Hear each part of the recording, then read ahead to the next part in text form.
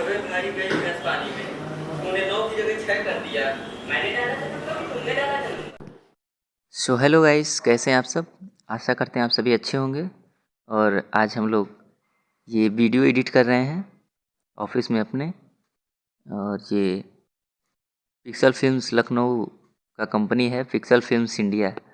आप लोग इस चैनल को सर्च करें और ज़्यादा से ज़्यादा शेयर एंड सब्सक्राइब करें। तब से मेरे सारे वीडियो इसी पे मिलेंगे।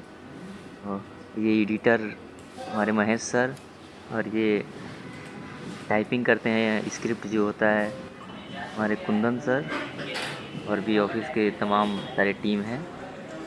और आप लोग देख सकते हैं यहाँ पे हम लोग का वो एडिटिंग हो रहा है।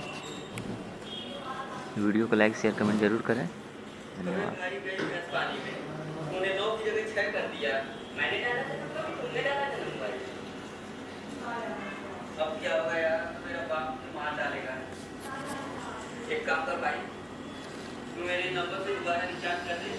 मैं उससे, हमें रिचार्ज किया था, मैं उससे वापस करा के तुमको रिचार्ज